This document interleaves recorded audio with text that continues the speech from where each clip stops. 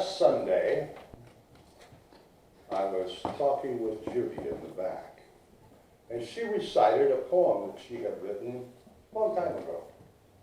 And it was a short poem. And when she got finished, I said, "Would you write that down for me?" And she said, "Okay, I'll bring it next Sunday."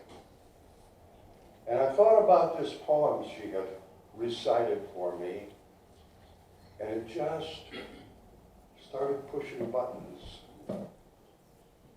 And I called her on Wednesday. I said, "Would you recite that for me? And may I put it in the order of service? And actually, may I use it to base my talk on?" And she gave me permission to do that. So if you'd like to follow along with me, I'm going to read this poem called "The Flower." There it is among the leaves, not quite like the rest, a little wilted, a little torn. Yes, I leave it there among the leaves. It wants so much to show its beauty.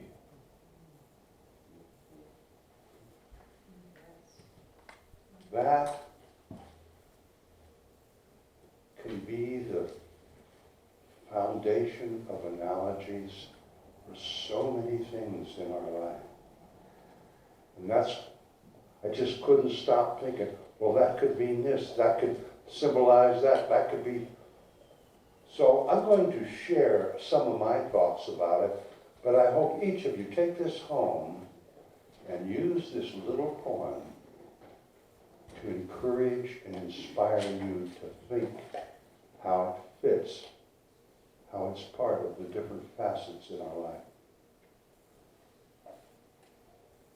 If we look at it just as it's written, how many times have we seen a bouquet of flowers or rose bush, and the first thing is, well, that one's starting to wilt, it's kind of changing, we want to yank it off and throw it away. But if you really stop and consider that flower, when it starts to wilt, that's a normal part of its life cycle.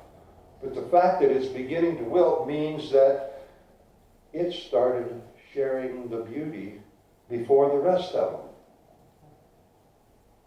And the fact that it's torn and chopped up might mean that the bees and the hummingbirds have been harvesting the pollen and nectar from its stem. And its life cycle, it's so much more than what we humans might consider to be beautiful. That flower is part of a plant that is its own ecosystem. It's the food source for birds and bees and how many different kinds of insects. And when the petals begin to fall and drop, all of a sudden it changes its purpose in life. It changes its beauty from something that people can see, something from being a food source, into becoming the fertilizer and the food to sustain that plant for yet another season. Its beauty never stops.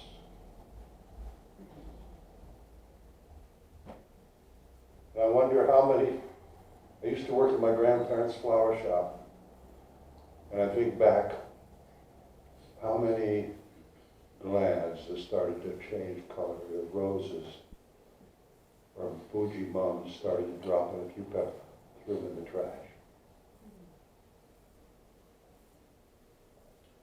That's just with a flower.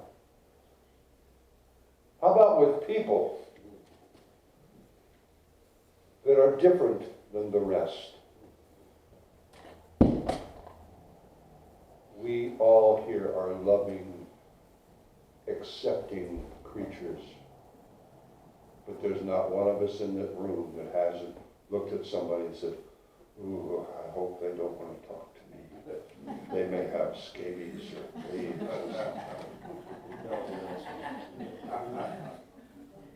Am I wrong? Has nobody ever had that thought?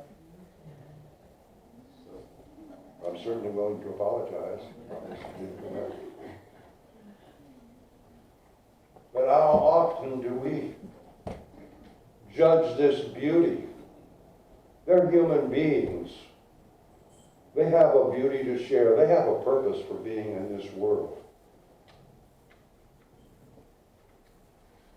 We're maybe just not open and receptive enough to feel what that is. And perhaps in our own lives, I can tell you firsthand, I know what wilted and feeling torn and sagged and wrinkled is all about. How many of us discount our own selves because we're different than the rest? How many of us marginalize? I'll bet every one of us in some facet of our lives. Oh, I'm just not good enough, smart enough, pretty enough, active enough to have any value in that particular activity. All of us came into this world with a purpose, with a divine beauty to share down this trip we call life.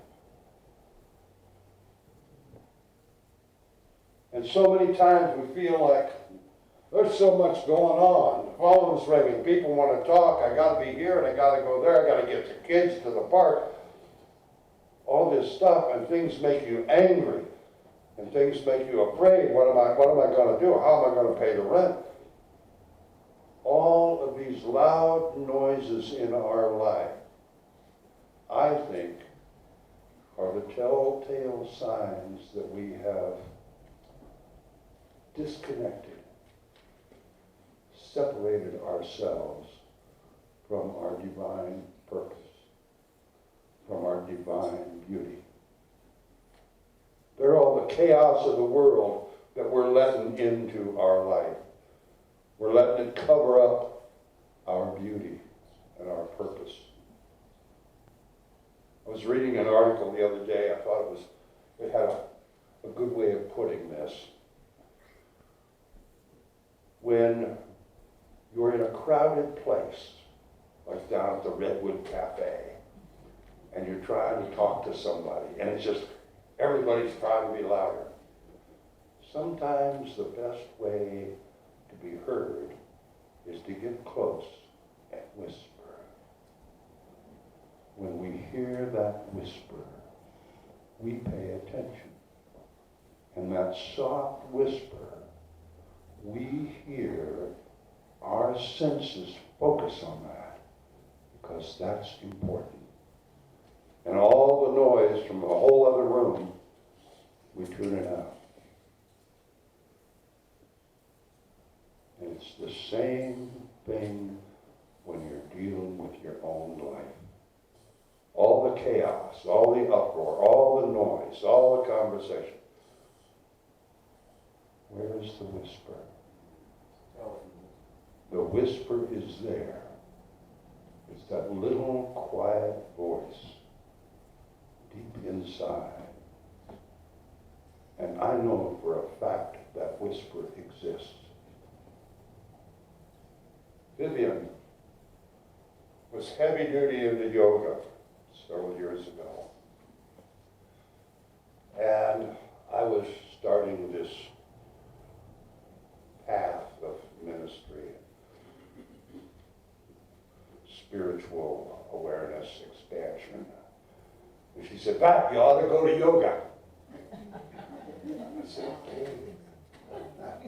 So I went. That actually changed my life. 3/4 of the way through that yoga class, I heard the whisper. And I'll never forget. It said, "Oh my God, this hurts. We gotta find a different way." gotta find a different way. And I actually did.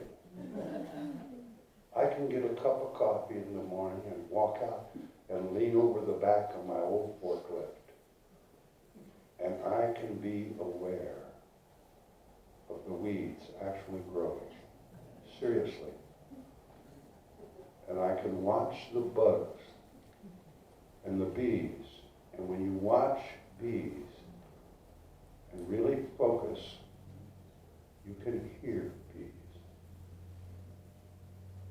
And if you've got a bottle brush plant, you can hear the bees and the hummingbirds. And you hear that whisper inside. You are aware of the beauty of life. You are witnessing beings, living beings, being their purpose. You are witnessing divine beauty.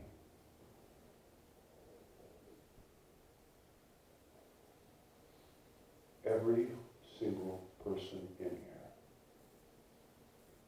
can find a way. Maybe it is meditation. Maybe it's yoga. Maybe it's just sitting down under the trees and watching the bugs. Maybe it's thinking about what brings me true joy and satisfaction. And listen for that whisper. That whisper is worth listening to. It's the truth. It's your purpose. It's your beauty.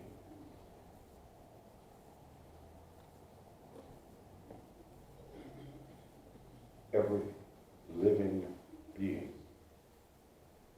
was created with purpose and beauty.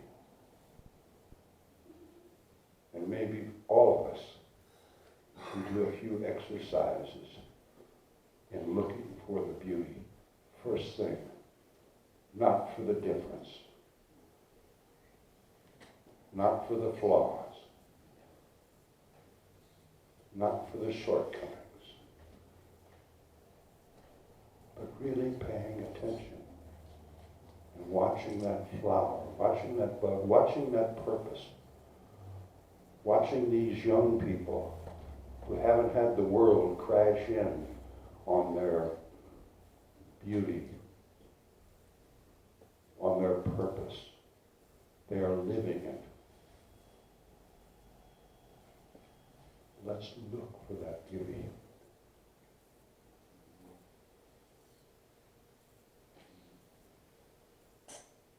I'm going to read the